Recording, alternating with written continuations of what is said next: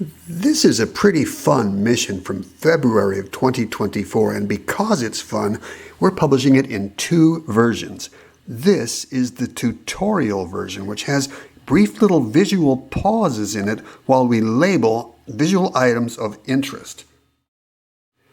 If you are watching this on Rumble or on YouTube, you can use text published below in the commentary to find the version that doesn't have these little visual pauses and cues in it, and it may be a little smoother and a little more fun if you just want to have the entertainment of seeing a fun mission.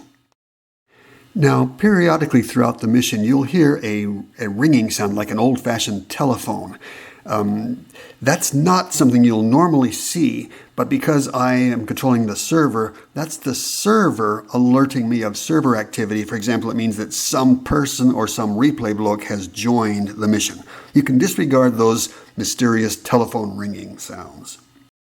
This is Linux Air Combat Alpha Test version 9.61 from late February of 2024. It hasn't been seen in public yet, but it has some new features that are fun to explain, including a revamped cockpit, some changed radar icons, and the recently implemented accelerated stall behavior, which you have seen in versions since the turn of this year, 2024, where accelerated stalls are much more exciting and much more realistic.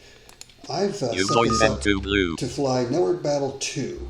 And that's an automated process now. I did that through the last menu launcher. So here I am in my Lockheed P-38 Lightning, lined up to land on my runway, low on fuel because that's the way this Battle 2 starts. I'm going to drop my flaps, drop my landing gear, zoom my radar range in a little bit, and try to maintain a speed of about 100 miles per hour as I come across the edge of the runway, and settle on here to land to get some fuel.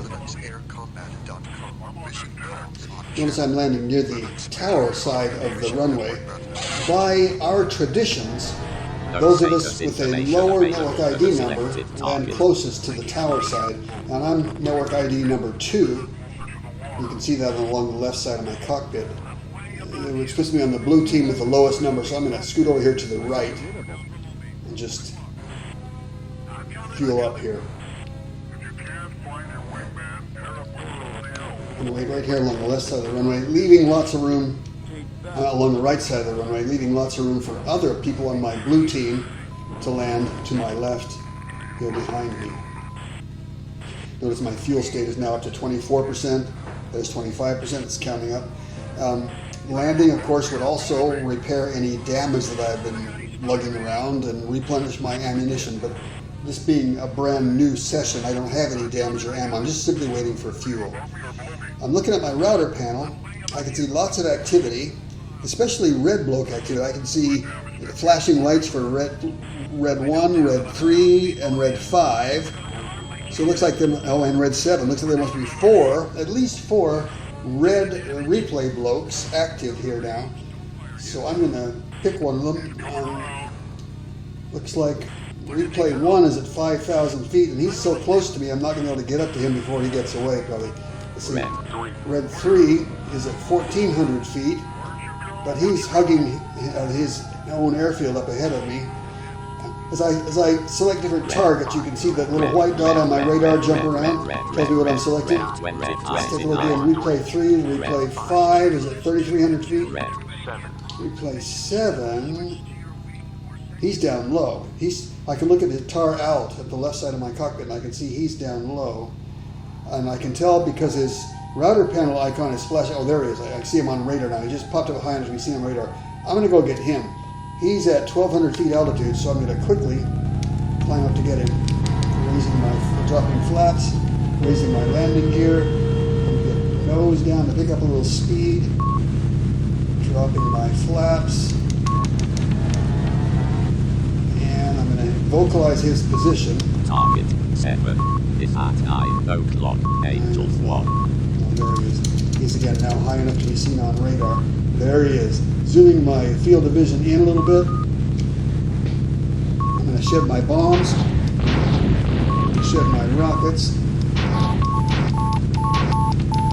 shed my rockets in the general direction of that player, there's always a chance. Oh, ha! I got him there. I got him in a rocket. That's rare. That's rare. That's almost never seen. That's the first time I've ever filmed a shoot down with one of the rockets. The rockets being unguided, that's really rare. But this means now I can pick a new target. So I have to feed the red two targets.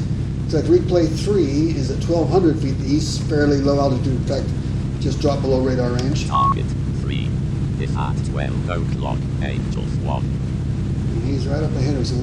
I feel like they'll recycle that to learn where he's moved. Target 3 is at 12 o'clock, Angels 1. Somewhere out here.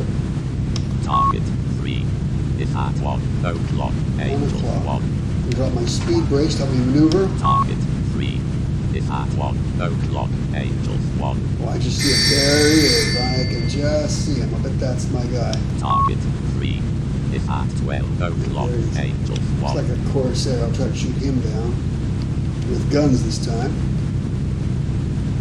Turning on my war emergency power to overtake him better. And when I get close enough, there we are. Got it. Alright, that's cool. Zooming my radar range back out.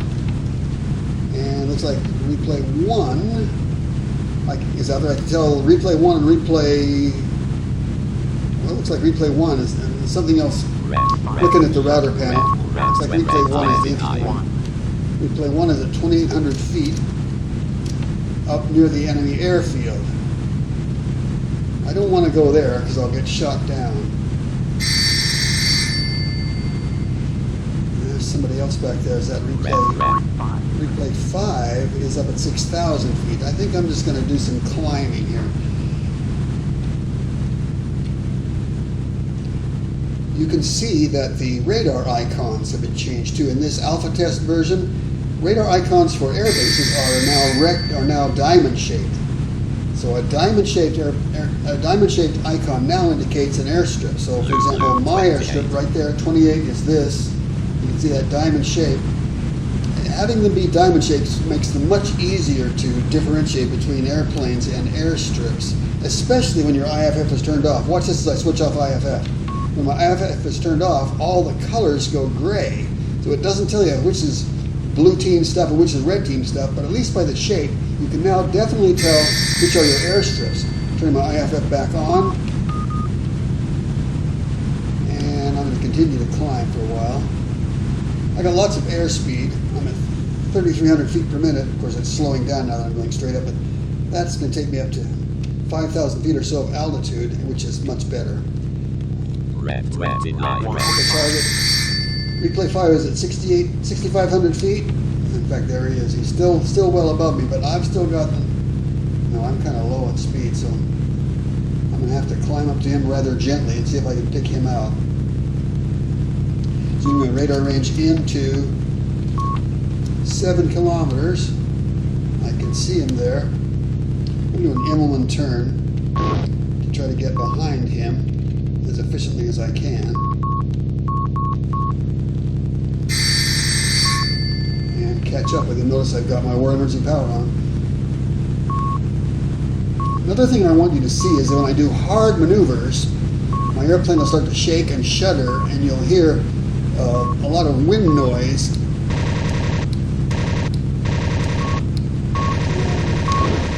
Okay, it's a Stuka. Okay, took out that Stuka.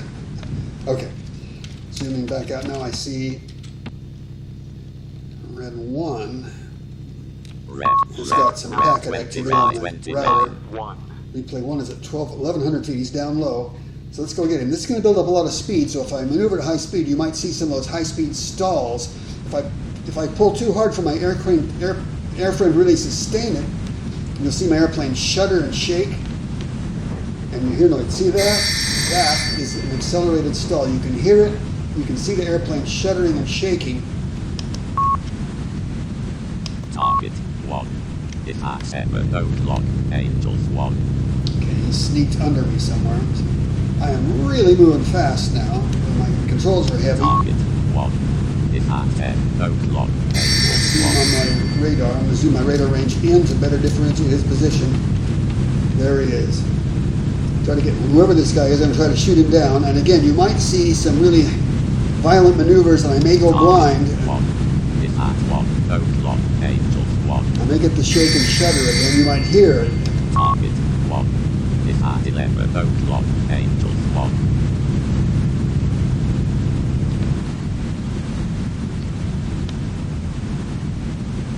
There he is. Sneak up on this guy. Got to get in close and try to ham him. Looks like I won't have to maneuver very hard to bring him down. Ooh, boy, I've got a lot of speed here.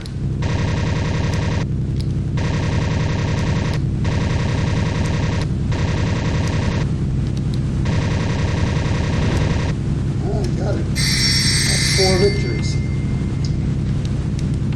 All right, once again, I'm going to demonstrate what an accelerated stall is like.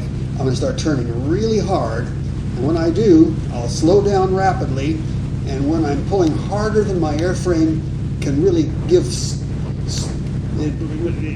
my airframe can't sustain smooth airflow over the wings when I turn this hard.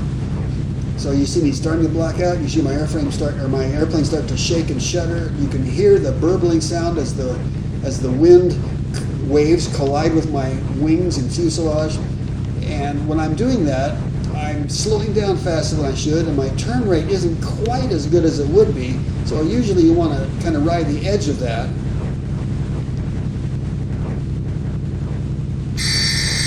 I think what I'm doing now is select my airfield. 20, Oh, no, there. 11. I'm going to select my airfield and land these 4 victories. So there's a quick demonstration of some of the stuff that's new and exciting in the latest alpha test version of Linux Air Combat. Again, this is version 9.61, and it is late February 2024. I expect to probably be releasing this for beta testing in March of 2024 sometime, maybe early March, maybe mid-March 2024.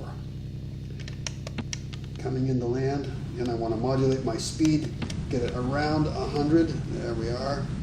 About 100 as I fly over the near edge of the runway. And you saw a lot in this mission.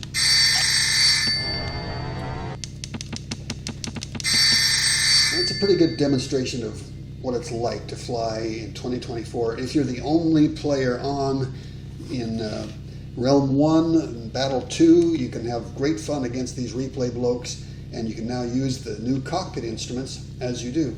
If you want more details about these cockpit instruments, there's another video clip on YouTube that gives you a detailed tour of how you use all those instruments. There you go. That is all.